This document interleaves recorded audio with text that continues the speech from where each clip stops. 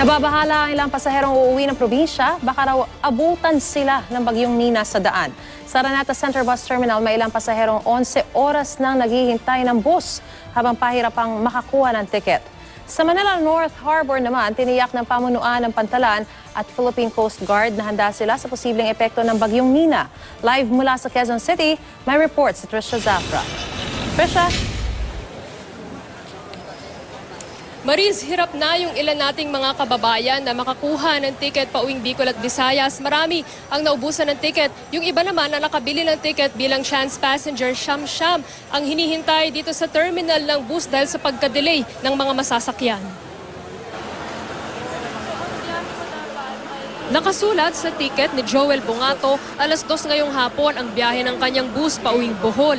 Kaya alas 8 pa lang ng umaga, andito na raw siya sa Araneta Center Bus Terminal. Pero alas 7 na ng gabi, nang makausap ko siya, wala pa rin ang kanyang bus. Ang gusto ko sana, kanina alas 2, makahabol pa sana sa biyahe papuntang Samar. Kasi 2 bars pa kami naman eh. Tapos papuntang Bohol na. Ang hinahabol ko sa amin, pista sa amin, May 26. Hindi na mahabol. Nahirapan po ko tumawid ngayon ng mga bus ma'am kasi iba balita mayroon po bagyo ngayon.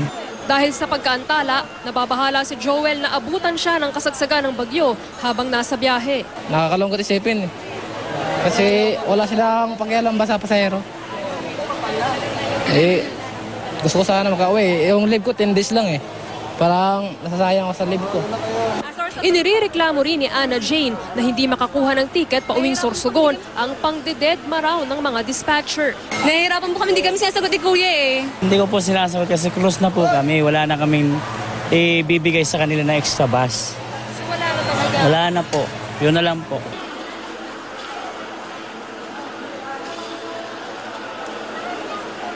Tulad ni Anna Jane, naubusan din ng tiket pauwing Bicol si Aladin Jacob. Desidido siyang makauwi. Siya na lang kasi ang inaantay ng kanyang pamilya para mapagsama-sama sila sa Pasko. Tsaga lang para makauwi sa pamilya. Tiyaga rin ang sandata ngayon ni Jay Millena. Kaya kahit sinabi na ng ticketing clerk na Puno na lahat ng bus nyo? Opo ma'am, puno na po. Wala na po. Last na po yung biyahe ngayon.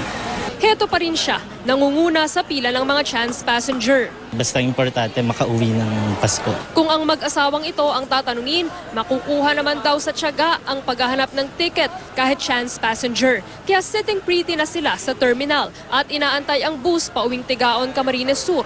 Hindi alintana ang banta ng bagyo. Pray. Pray lang. Di baling maulan, basta sama-sama lang. Happy. Happy lang.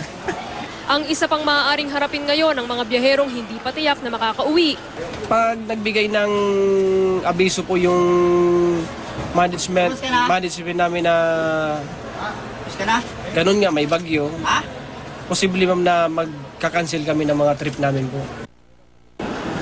Ang paparating na bagyong Nina rin ang pinaghahandaan dito sa Manila North Harbor. Dito pa naman nagmumula ang mga barkong patungong Bacolod, Iloilo, Palawan, Cebu at Butuan. Dahil peak season, 2 hanggang 3 barko ang bibiyahe kada araw. Aabot sa 4,000 pasahero ang maisasakay. Handa naman daw ang pamunuan ng Pantalan sa posibleng epekto ng bagyong Nina. Kasi pagbili ng ticket, mayroong mga numbers yan and everything. So yun yung tinatawag natin na text blast, tine-text blast sila lahat. But then, hindi pa rin natin maano, yung iba wala naman cellphone and everything. So may darating at darating dito. Pagdating dito, ina-advise din sila. If they can go home, then well and good. If not, ina-accommodate. Sakaling maipit sa Pantalan, sinisigurong nasa ligtas na holding areas din ang mga pasahero. Mahigpit ang seguridad sa baggage screening area kung saan ini-X-ray ang lahat ng bagahe. Naglilibot din ang K9 units. Pati ang mga pasahero, kinakapkapan bago sumakay ng barko. Bawal isakay ang lahat ng uri ng paputok, replika o laroang baril, mga patalim o matutulis na bagay at mga lumiliyab o nakalalasong kemikal. Bawal din ang bomb jokes. Puno na din ang ticketing area sa dami ng mga bumibili at pahirapan na ang tickets ng walk-in passengers. Handa na rin ang passenger assistance station ng Philippine Coast Guard. Di man kami matakot, sir. Basta doon na lang sa barko. Sanay ba? Sanay kayo sa barko? Sanay na po. Paano kung abutan ng masamang panahon? Magdasal na lang sir ng...